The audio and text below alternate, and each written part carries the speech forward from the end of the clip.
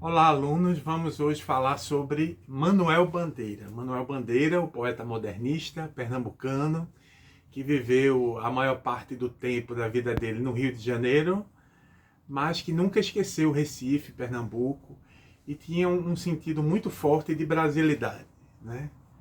Primeiro a gente tem que dizer que ele nasceu aqui na capital pernambucana em 1886.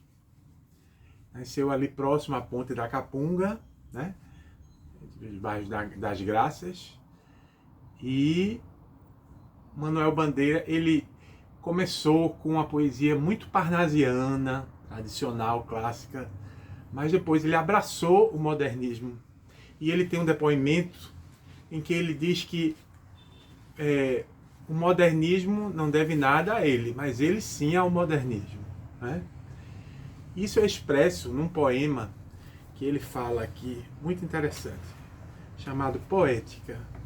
Eu vou ler somente um trecho para vocês, porque é o posicionamento dele perante o modernismo, né?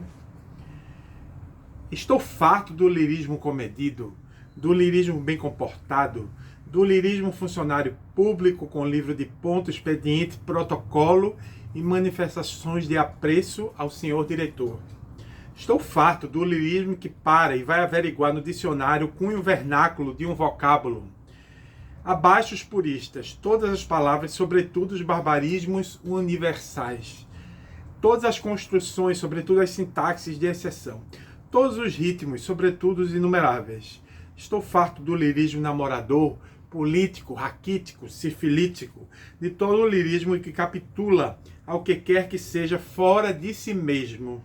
De resto, não é lirismo, será contabilidade, tabela de cossenos, secretário do amante exemplar com 100 modelos de cartas e as diferentes maneiras de agradar as mulheres, etc.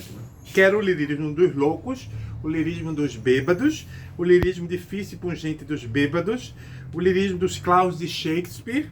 Não quero mais saber do lirismo que não é libertação. Então, essa é a frase principal. Não quero saber do lirismo que não é libertação. Por isso que ele abraçou o modernismo, porque ele assumiu a estética, os versos brancos, né?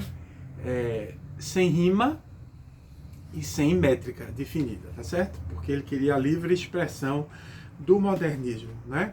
Então, esse abraço no modernismo também ele abraçou o projeto de brasilidade que o modernismo ele tentava fazer, buscar a identidade nacional do Brasil, do país, tá certo? A gente tem que lembrar que estamos no início do século XX, né?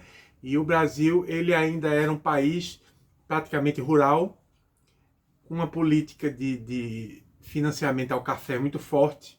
Então, esses mesmos que tinham o café, que detinham o poder por conta do café, foram os mesmos que financiaram a Semana de Arte Moderna de 1922, que Manuel Bandeira não foi, mas mandou um poema que foi lido, chamado Os Sapos, né? Eu queria chamar a atenção aqui também para o amor dele para a província, a casa dele, Recife. Tem um depoimento que ele diz que os 6 anos que ele passou aqui na casa do seu avô, que hoje é o Espaço Pazarga, ali na Rua da União, no centro do Recife, foi muito mais intenso do que o restante da sua vida, né? E isso aqui está muito presente nesse poema Evocação do Recife, que também fala dessa questão da sintaxe, né? De como é importante você levar em conta, você valorizar o português do povo, levar em conta as manifestações da cultura popular.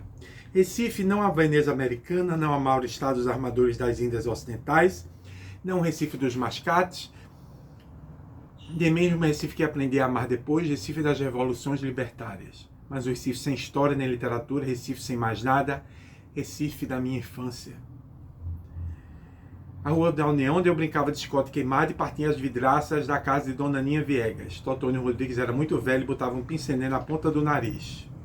Depois do jantar, as famílias tomavam a calçada com cadeiras, mexericos, namoros, risadas. A gente brincava no meio da rua, os meninos gritavam, coelho sai, não sai. Uma pessoa grande dizia, fogo em Santo Antônio. Outra contrariava, São José. Totônio Rodrigues achava sempre que era São José. Capiberibe, Capibaribe. Lá longe, no sertãozinho de Caxangá, Banheiros de palha. Um dia eu vi uma moça, não ia no banho, fiquei parado, coração batendo, ela se riu, foi meu primeiro alumbramento. A vida não me chegava pelos jornais, nem pelos livros, vinha da boca do povo, na língua errada do povo, língua certa do povo, porque ele é que fala gostoso o português do Brasil, ao passo que nós o que fazemos é macaquear a sintaxe lusíada. Recife, meu avô, morto, Recife bom, Recife brasileiro, como a casa do meu avô. Não foi o poema todo, fiz aqui um pequeno recorte, porque nós temos muito pouco tempo, né?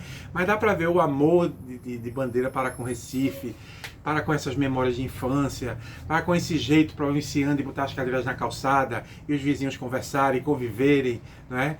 É um tema muito recorrente nele e a gente pode dizer que é uma marca de brasilidade que Bandeira tem, né? Tem um outro poema que eu gostaria de destacar também nessa aula, que também se chama Recife, né? Em que ele fala da saudade desse Recife que já não existe, porque Recife, na época que Bandeira visitou novamente, já adulto, era um Recife cosmopolita, um Recife com muitas pessoas, né? Há tempo que não te vejo, não foi por querer, não pude. Nesse ponto a vida me foi madrasta, Recife. Mas não houve dia em que te não sentisse dentro de mim, nos ossos, nos olhos, nos ouvidos, no sangue e na carne, Recife. Não como és hoje, mas como eras na minha infância, quando as crianças brincavam no meio da rua, não havia ainda automóveis e os adultos conversavam de cadeiras nas calçadas, continuavam as províncias, Recife. Eras um Recife sem arranha-céus, sem comunistas, sem arraiz e com arroz, muito arroz e água e sal, Recife. Ainda existirá a casa senhorial de Monteiro? Meu sonho era acabar morando e morrendo na casa de Monteiro. Já que não pode ser, quero na hora da morte estar lúcido, para te mandar a ti o meu último pensamento, Recife. Se não o sonharam, como disse o querido João de Deus, Recife. Então, esse apego à terra, esse valor às coisas da cultura, do povo, não é? A gente podia explorar aqui outros poemas de Bandeira em que ele leva em conta a cultura popular, em que ele traz falas do povo para os poemas dele, não é? Ele fala também da religiosidade do brasileiro, que trata os santos com afetividade. Então tudo isso é importante para a gente ver como Manuel Bandeira ele se constituiu como um poeta modernista que estava em busca dessa identidade nacional, não é? Em busca dessa cultura brasileira que nos define como povo, como cultura, né? Inclusive com esse português do Brasil que ele defende aí, que é o português das pessoas comuns. Não é o português dos dicionaristas, não é o português dos professores, não é o português das universidades, mas é o português que está no povo, que o povo fala, que as pessoas falam, né? Então, vamos fixar isso, o amor de Manuel Bandeira pela terra, a importância dele para a nossa literatura brasileira e como ele retratou Recife, o Nordeste, como ele falou dessa cultura popular, tá certo? Muito obrigado a vocês e boa tarde.